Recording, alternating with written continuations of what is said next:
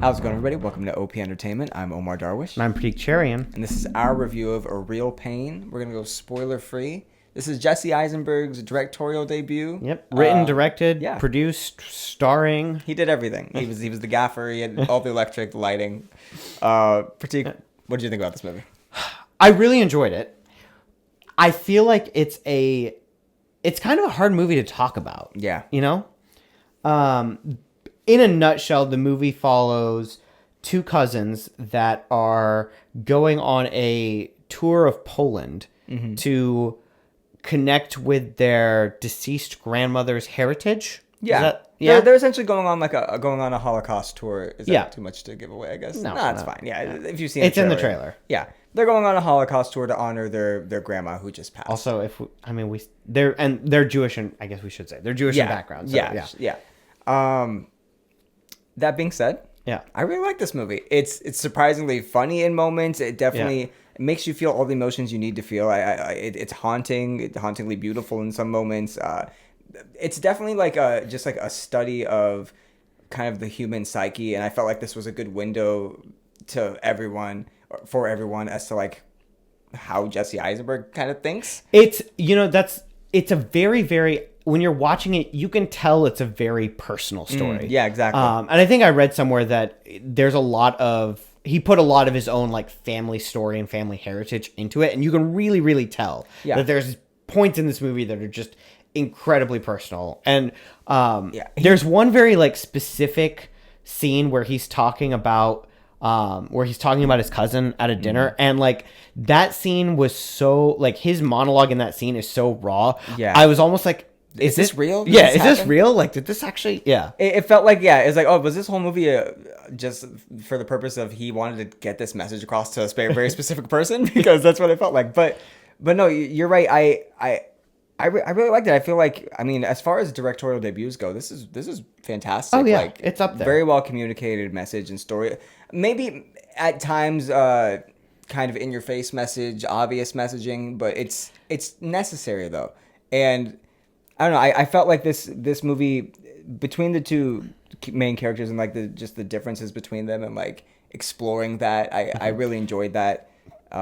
Kieran Culkin was incredible in this. Just dynamite. Jesse Eisenberg's great too, but Kieran Culkin, you needed him to go against Eisenberg in this for sure. Yeah, their like yin and yang energy was incredible, and not in like, I think sometimes when you're in, because you could almost classify this as like a road trip movie or like a planes, buddy trains, movie. And automobiles, kind of like, but like it still does the thing that those movies do, where it has like these two characters playing off of each other. But the subject matter is so and it doesn't feel that like the same way. Mm-hmm. Yeah, while still sure. Like, I feel like the way I want to talk about it is in much of those like, oh man, like the two characters and their different dynamics and the way they compare and contrast, and like yes, but like also not at all in the same way that any of like those other movies do it. Yeah, and it just definitely feels like there's, like kind of what you were saying, Eisenberg has something to say specifically, and he had to get it out there, and now it's there. Can I say I really appreciated the body language that he puts into his character. There was a point where like there's one scene where like the character is walking back to the hotel, and I was just noticing to myself how like the way this character carries themselves conveys so much. And it's such a physical acting job, because it's very different from a lot of other characters I've seen Jesse Eisenberg do. Well, like it has some things in common, but it's like just the way he's moving makes this character so unique. Do you know what it is though? I think it's because you have Kieran Culkin there, and like his body language and what he's giving there, Eisenberg can literally see that and be like, okay, I'm just gonna give the opposite of that, because he's trying to show you the opposite, you know. Man, I really love this movie, honestly. It's those little touch. And I think, in a weird way, like, the movie makes you feel like you're going on the tour as well. Yeah, so if you're a fan of just, like, museums and history, like, if you ever wanted to go on a Holocaust tour... if you wanted a preview, just watch this movie. Exactly, like, I think you'll be happy. And, I mean, it was kind of a breeze. It's hard to say that. It was, like, an hour and a half, this movie. It was paced pretty well. Like, second going into the third act a little slow maybe, but at this point I'm very invested in the story. I think you were too. I thought that the third act kind of slowed down a bit, and if I can get into some of my gripes, like, yeah, I think that was one of my complaints. I wasn't a fan of the ending either. I just kind of thought, like, when we got to the end of the movie, it's a bit anticlimactic. Yeah, I was almost like, wait, that's it? That's all we got? Okay. Because the scene you're talking about from earlier on where Eisenberg is giving his kind of monologue, there's nothing after that gets to that height again, so I think maybe that's why. Or even necessarily, like, resolves that monologue either. Sure, it's almost like he puts his feelings out there, and then they're just out there. There's a bit of resolution very briefly, though. In a sense of, like, what kind of resolution could there really be? Yeah, like, and it felt realistic, I guess. Yeah, it did. Like, it's not like a ambiguous is the twisty top spinning ending. Like, it ends in a way where maybe it doesn't go happy the way you might think. It has a very definite ending, sure, but it doesn't necessarily resolve itself. Like, it's an ambiguous resolution, and that's the difference. Maybe Jesse Eisenberg's character doesn't get the resolution he would have wanted. And maybe that's fair. That being said, the audience doesn't get the resolution they wanted. So I could see that.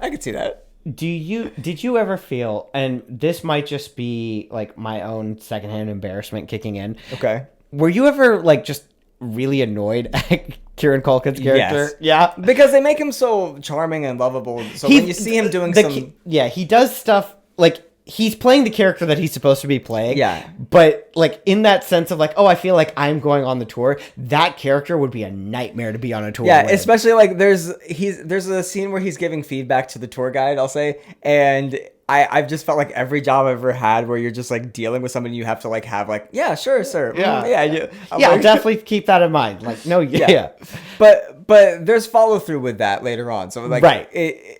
There's a payoff to that. But it definitely, like, there were definitely points where it's just like, all right, I got it. This guy's annoying. This guy's annoying as hell, yeah, but well, at the same time, you can't help but, like, you love watching it, but you're also just like, can you make it stop? He definitely pushes the boundaries of how annoying you could be and still, like, be okay with this person. Yes. Yeah, very much so. And almost so that's kind of like what I was saying, where it felt like Eisenberg was showing, like, the person he kind of fears he is and the person he wishes he could be more like, and that's the kind of the dichotomy between these two characters that I really enjoyed. I'd see a sequel to this movie with these two characters. not that they need it, but they really should not. Yeah. What'd you think about the music?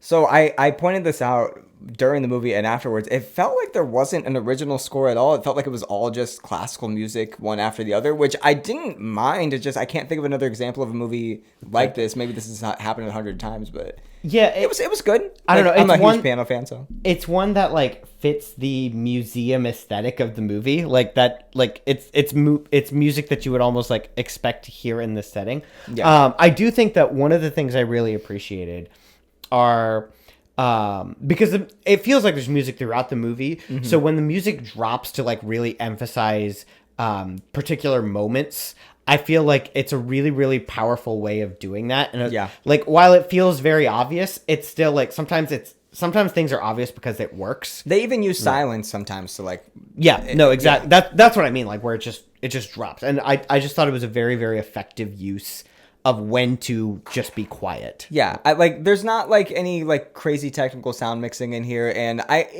if I could even, like, say a negative is where it felt like there's not even a lot of moments where the music is playing and characters are talking. Like, it's almost as if, like, there's no sound mix happening. Like, there's like a couple, but it's as if, like, the characters will finish what they're saying and then it'll, like, cut to, like, them driving and then the music will play or something. Sure. You know what I mean? That's kind of a lot of it. But that's minor gripe. It's not going to affect my score at all. I don't think it would affect anybody's viewing.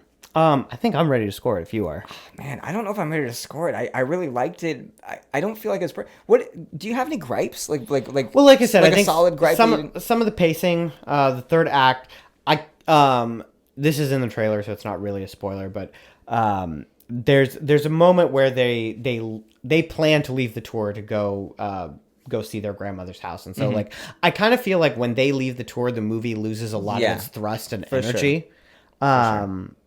And there really wasn't a great, like, you didn't have to do that. Especially because, like, that invites a moment to give you resolution, like, that you're looking for. And since you don't get that, it's like, well, what was the... You're right. It can seem like that might have been, like, a not purposeful detour, right? Yeah, I think that was one of my gripes. Go ahead. All right, score it. I'm curious how this affects your score because I have these gripes too. I just don't know how much I'm gonna let it affect It's me. really, really difficult. I think I'm gonna give it an 8. Okay. Now, like where it falls in the grand spectrum of the 8s I've saying given it's 8 point. Yeah, I think I'll give it an 8. It's well acted. It's well done. Small pacing stuff here and there. Some like again, I did feel like some of that being uncomfortable. You can argue it's an intentional choice, but I don't know. Yeah, knocks it down for me a little bit. Some slight pacing stuff, unoriginal score aspects, and lack of resolution are gonna knock this down to. I want to say it would be the highest of 8s if I was gonna give it an 8. So I'm just gonna give this a 9. I enjoyed this movie, and to the point where like there's some heavy stuff in here, and I would still watch this again. You know what I mean? So absolutely, yeah. Like, the movie does a good job of like throwing in enough comedy and enough like lighthearted moments where it never takes away from the heaviness of what it's discussing, but it makes it so that it's still inviting. It's like you feel like you're on this trip with them, and there's some heavy stuff that happens, and like just in life, if it happens, you're gonna keep going, and you're gonna so this all right, solid movie, 9 out of 10. Very nice. You want to take us out? Yeah, well, we'll see you guys. I think we got something coming next week, so maybe if not the We're week still after. Planned. Yeah, see you guys.